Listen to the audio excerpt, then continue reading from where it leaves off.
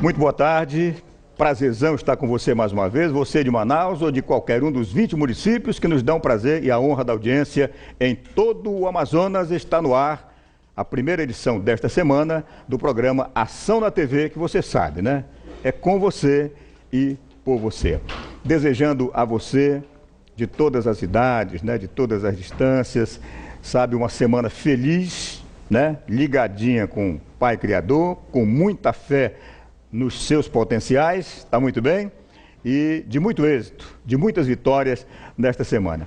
O programa de hoje vai receber daqui a pouco, com muito prazer, uma figura muito especial, que lida com um segmento muito especial e que, na verdade, merece, pode até não receber, né? Mas merece uma atenção especialíssima de todas as autoridades governamentais brasileiras e da sociedade como um todo, né? Que é exatamente a nossa população indígena, né?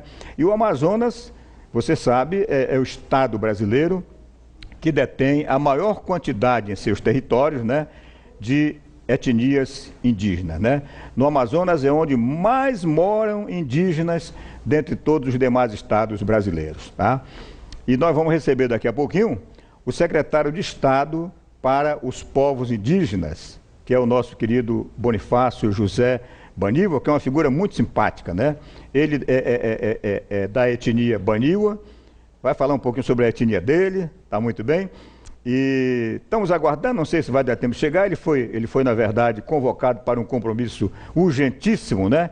O nosso querido Maximiliano Correia, que é da etnia tucano, e na verdade, ele é o coordenador da COIAB. COIAB é a coordenação das organizações indígenas na Amazônia brasileira. Não sei se ele vai chegar a tempo, vamos aguardar, tá bom? Porque vamos saber tudo sobre como é que funciona essa política de atenção aos indígenas no estado do Amazonas, né? O Amazonas criou uma secretaria afim, né? Existe a Secretaria de Estado para os povos indígenas, numa demonstração bem clara da importância que o governo do Amazonas dá, né, aos indígenas que habitam as florestas do nosso estado. Então a gente vai saber como é que funciona essa política de atenção, qual é a quantidade de índios que nós temos no Amazonas, quantas etnias, né, nós temos no Amazonas, e como é que funciona essa hierarquia, né? A FUNAI, que é a Fundação Nacional dos Índios, tem a COIAB, né? Existem outros órgãos também que cuidam da política de atenção aos indígenas e também, no caso, a Secretaria de Estado para os povos indígenas, tá bom? Nós vamos reprisar daqui a pouquinho, durante a entrevista com o secretário Bonifácio Baniwa, a matéria, a segunda parte da matéria que fizemos, dando conta daquela situação triste, deplorável, né? Daquelas famílias de índios Cocama e alguns também de outras etnias que moram, que estão ali improvisadamente, sobrevivendo em situação subhumana, né? Jogados ali numa garagem velha da FUNAI. Eu, infelizmente, não consegui êxito nas gestões com a FUNAI, mas daqui a pouquinho eu vou me referir a essa situação. Programa Ação na TV. Muita felicidade em estar com você, mais uma semana de luta. E, na verdade, quero dizer o seguinte, se você é antropólogo, ou se você é uma pessoa que se dedica, né, a estudar a cultura dos indígenas, dos nossos índios, que são os primeiros habitantes, né, na verdade, os grandes, né, donos, né, tá certo, do território nacional mesmo. Eles são as figuras originais, né? Depois é que vieram tantos e tantos, nós também, não é isso? Mas, na verdade, eles são os brasileiros originais. Tá muito bem?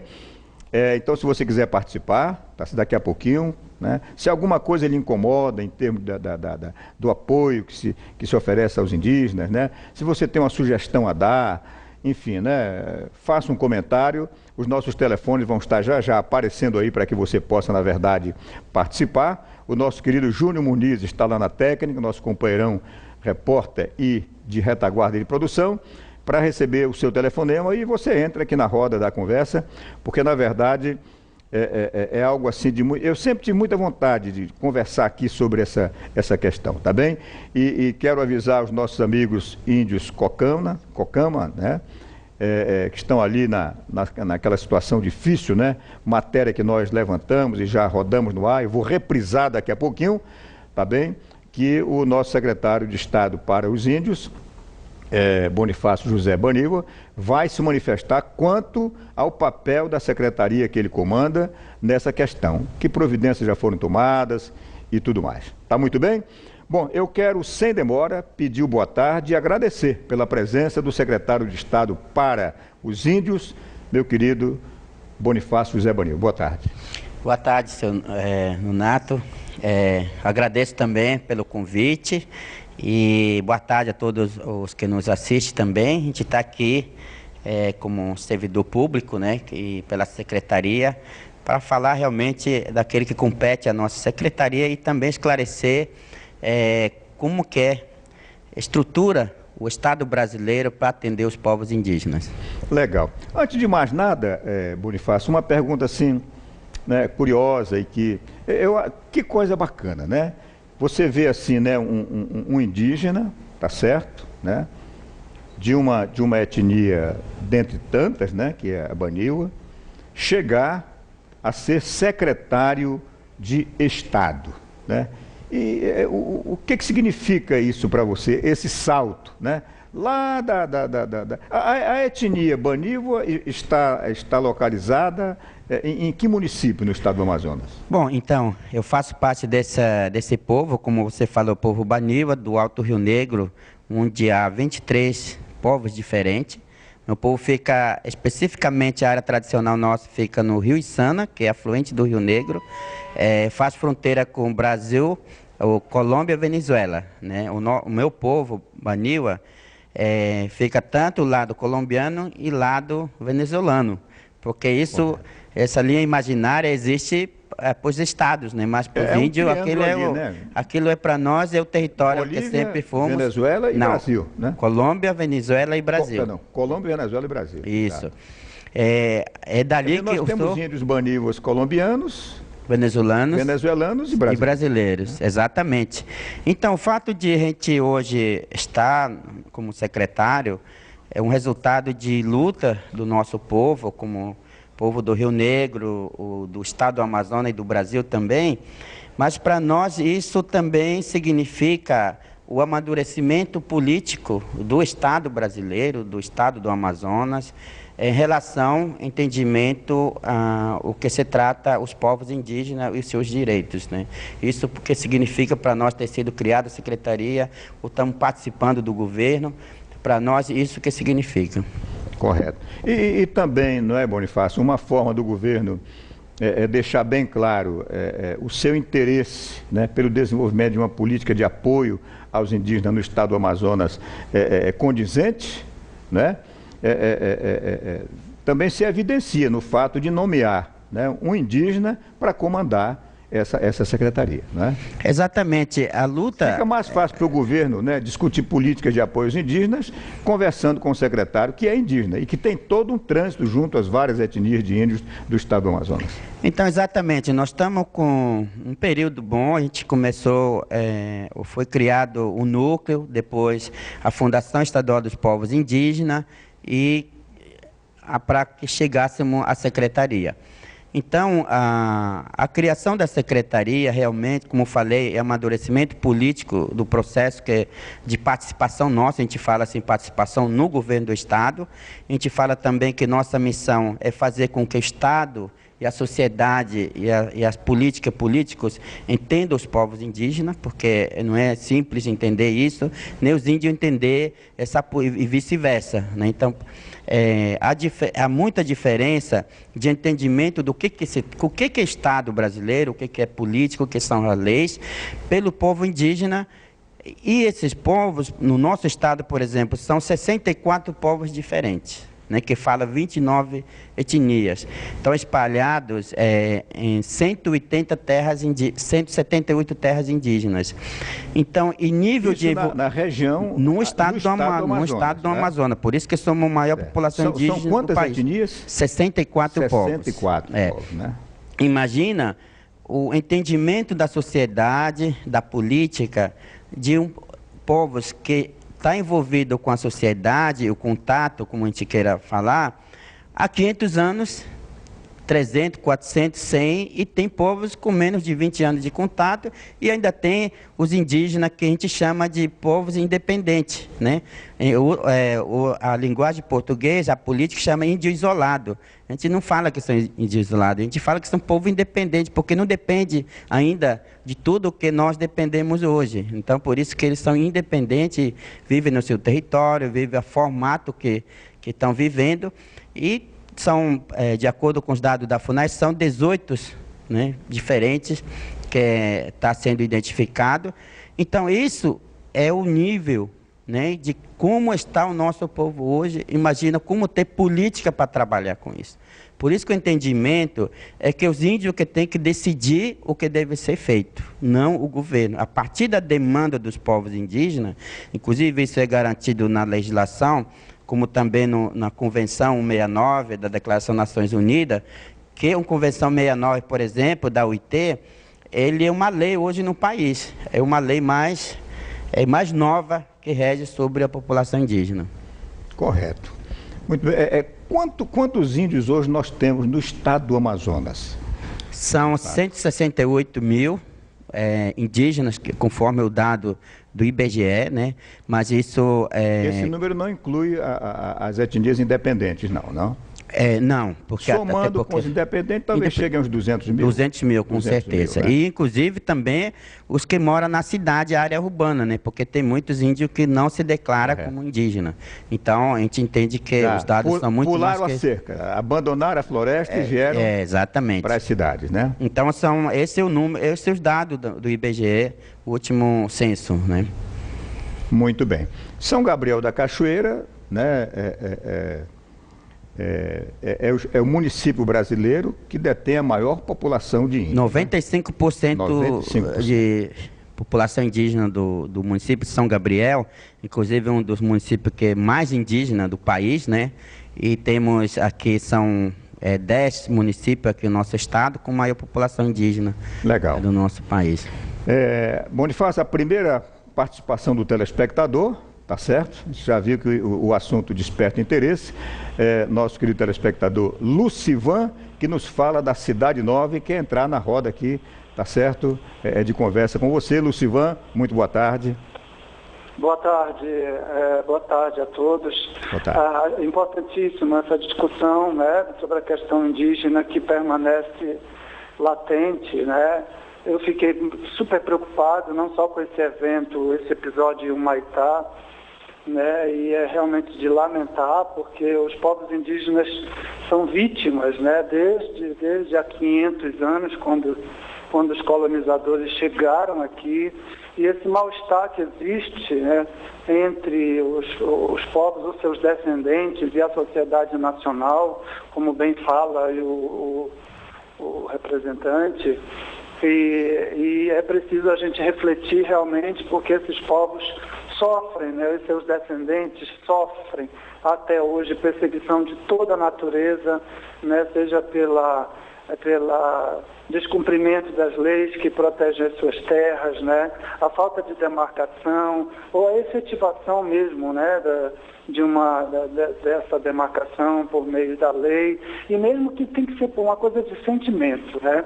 Nós temos que admitir, eu me acho um pouco negro, índio e talvez, quem sabe, um pouco português, eu não sei, mas eu me sinto extremamente solidário a essa questão, não só indígena, mas a dos negros, né? Também acho até meio complicado você falar dos indígenas ou dos negros como se você não fizesse parte disso.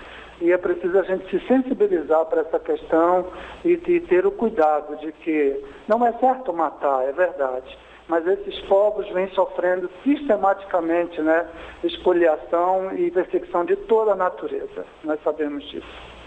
Ok, Lucivan, muito obrigado pelos seus comentários, tá legal? Uma pessoa politizada, esclarecida e sensível, né? A um assunto tão importante como esse, que é exatamente a atenção, o cuidado, a preservação, né, a assistência que tem que merecer os nossos indígenas, eles que são, na verdade, os que defendem, né, as nossas florestas, os guardiões do Brasil, né, nos embriões das matas, né, das florestas, né, que são intensas em todo o Brasil, principalmente na região amazônica, né? Sua opinião sobre o comentário do Lucivan. Então, Nonato, realmente o nosso participante, ele tem toda essa razão, porque eu tenho certeza que ele conhece a causa.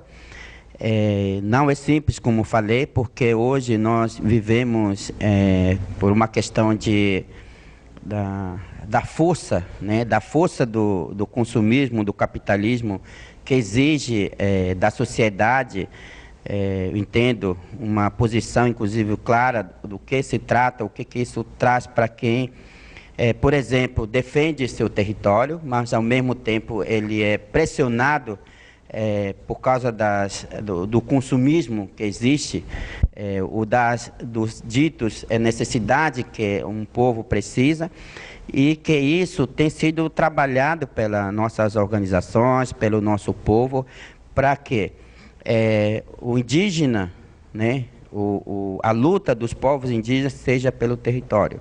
Porque o entendimento indígena, em primeiro lugar, é importante a terra-mãe que chama, porque é dela que a gente se alimenta, inclusive quando a gente morre, volta para ela, né? Então, isso é muito forte, a luta dos povos indígenas, mas, ao mesmo tempo, hoje, por exemplo, como eu falei, pela pressão, pela necessidade que foi imposta à sociedade indígena, de que o filho tem que estudar, tem que investir, isso exige que o indígena tenha o dinheiro. Mas de que forma tem que ter dinheiro se quer o filho para estudar? Exige que explore recursos naturais. Mas de que forma explorar esses recursos naturais? Hoje existem as leis, existem regras para a exploração disso, mas para o indígena utilizar esses recursos não há. Portanto, instituições responsáveis por isso dizem que índio não pode fazer aquilo, não pode aquilo, tudo não pode, e acaba indo na clandestinidade, envolve com outros tipos de coisa e acaba dando o resultado que nenhum gostaria de ter. Correto. Né? Secretário Bonifácio, mais um telespectador quer participar, tá certo? Nosso querido Roberdan, do centro da cidade, nos dá o prazer da participação. Boa tarde, Roberdan. Boa tarde. Eu gostaria de fazer uma pergunta sobre o secretário, sobre o interesse social dos índios. Sabendo que a chegada do homem branco nas aldeias veio trazendo o índio à cidade. E hoje comigo não é diferente. Eu tenho um sobrinho que mora 3 anos comigo, ele é indígena. Ele tem 17 anos, né? E para entrar ele no programa de Jovem Aprendiz é muito complicado, porque existe um certo preconceito. E pergunto ao secretário, aonde eu devo ir, o que a FUNAI está fazendo para que não tenha esse certo preconceito na situação de emprego. Ok, Roberto. Obrigado pela participação.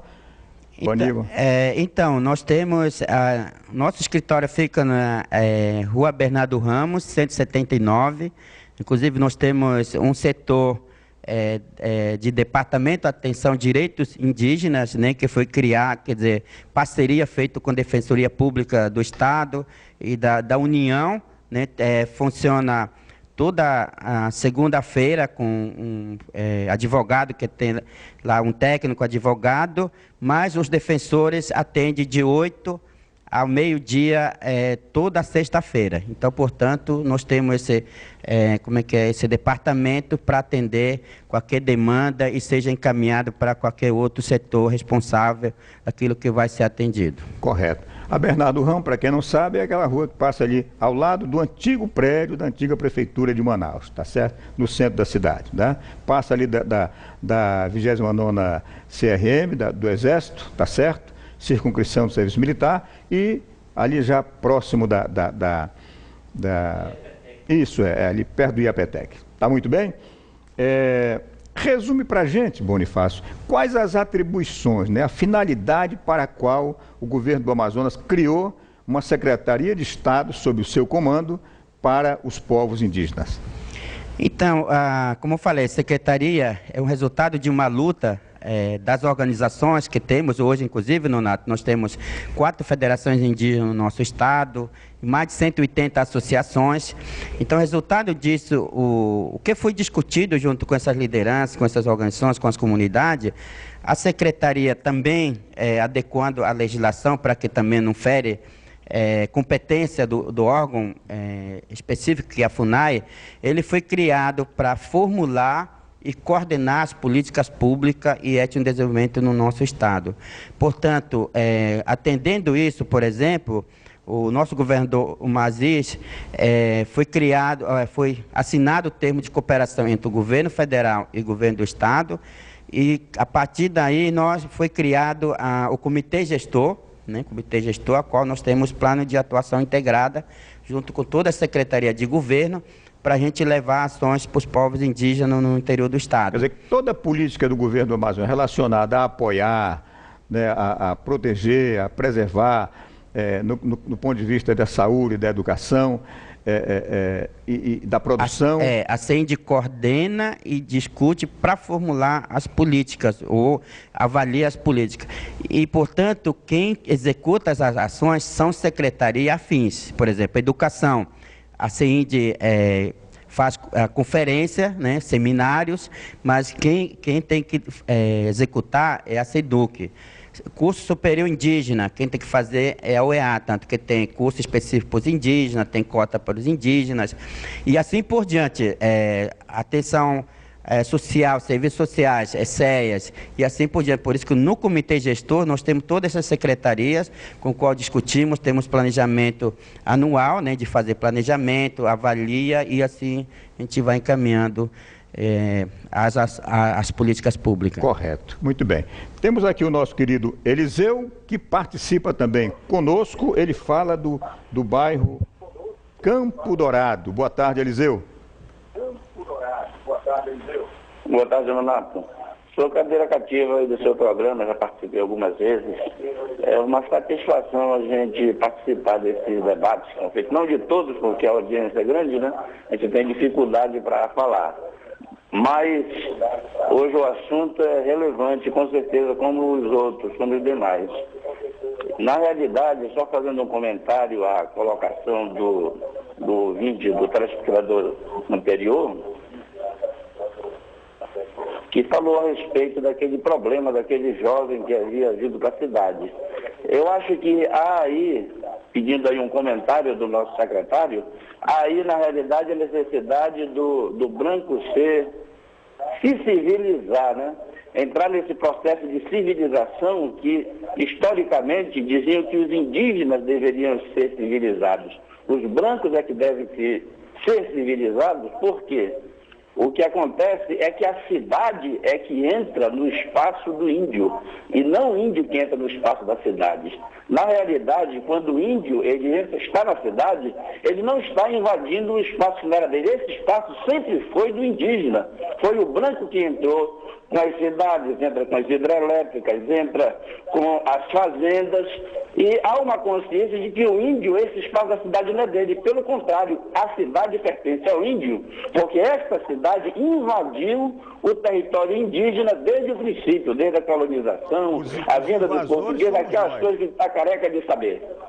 É verdade. Os invasores somos nós, não é, Elisa? A verdade é essa. Muito bem. Comentário do secretário. Não, isso é a verdade, tanto que a praça que tem no Porto, né, perto do Porto, é uma antiga aldeia, está aí a prova, inclusive foram achadas aí as urnas que tem, né, inclusive aqui Cidade Nova também está interditado, onde tem várias urnas, isso é prova, mais do que prova de que realmente a terra aqui sempre foi dos índios. Portanto, como eu falei, há regras, as leis que precisam ser trabalhado, né? Então, tanto é que eu falei aqui, que nosso papel, um dos papéis nossos é fazer com que o Estado, a sociedade entenda os índios. Portanto, isso não é uma tarefa simples, por ter um tipo de política que venha sendo, vocês sabem disso, que a política principal do Estado brasileiro era o quê? Integrar índio à comunhão nacional. Quer dizer, o projeto era até 2000, não existia mais nenhum índio. Mas o contrário, nós provamos isso, o inverso disso, né? Eu sou um dos que, eu estou aqui hoje, mas eu falo minha língua, né? Escrevo minha língua, graças também àqueles que trouxeram para a gente saber ler e escrever, e vivo também tranquilamente se eu estiver na minha aldeia. Então, uma coisa que a gente tem discutido, de que o fato de você estar onde você estiver, o que tiver de profissão, não tira de ser índio, que era a leitura que o Estado brasileiro tinha.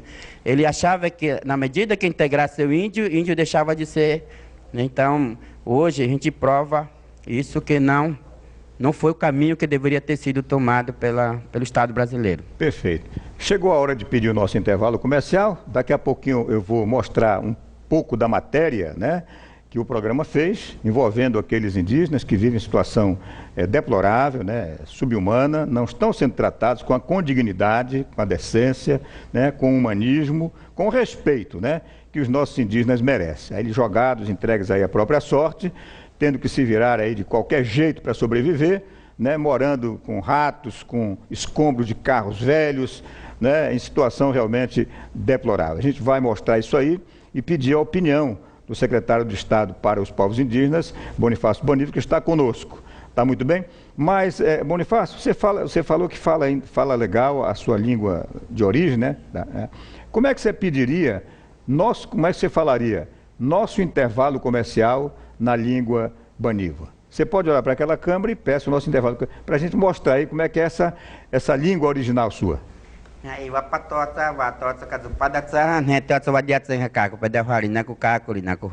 Traduzindo, vamos ao nosso... Eu falei, a gente vai dar um espaço para voltar a tratar o assunto que nós estamos tratando aqui.